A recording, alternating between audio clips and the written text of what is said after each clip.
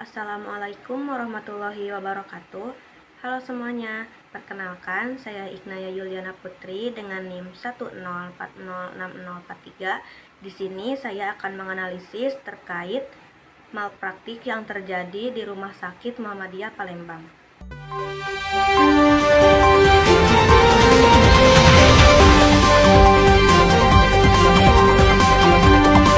Kasus ini terjadi pada hari Sabtu, tanggal 4 Februari 2023.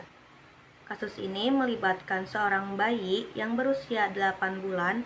Ia mengalami jari tangan putus dikarenakan tergunting oleh seorang perawat saat seorang perawat itu akan membuka selang infus. Jadi ini analisis menurut saya. Yang pertama, kasus ini menyadarkan kita betapa pentingnya etika profesi dan standar perawatan yang tinggi dalam bidang kesehatan. Yang kedua, perawat yang melakukan malpraktik harus bertanggung jawab atas tindakannya. Dan pihak rumah sakit Muhammadiyah Palembang ini memiliki tanggung jawab untuk memastikan keamanan pasien. Yang ketiga, kasus ini masih dalam tahap penyelidikan dan belum ada keputusan hukum yang final mengenai kasus ini. Yang keempat, kasus ini mengingatkan kita untuk selalu waspada terhadap potensi risiko malpraktik medis dan untuk memastikan bahwa kita mendapatkan perawatan yang aman dan profesional. Lalu, kasus malpraktik seperti yang terjadi di Rumah Sakit Muhammadiyah Palembang ini merupakan pelajaran berharga untuk meningkatkan kualitas layanan kesehatan dan mencegah kejadian serupa terulang lagi.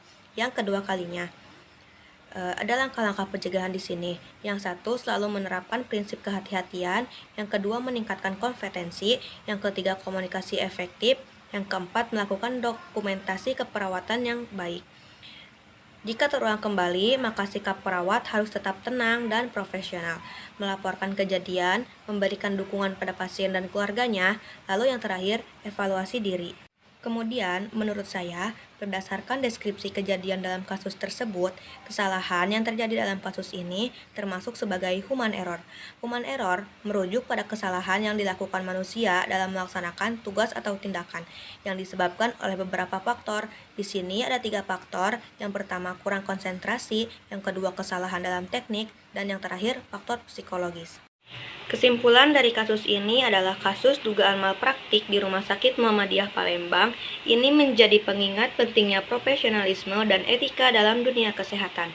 Kejadian ini juga menunjukkan bahwa pelanggaran standar perawatan medis dapat berakibat serius bagi pasien dan menimbulkan konsekuensi hukum bagi tenaga kesehatan yang bersangkutan.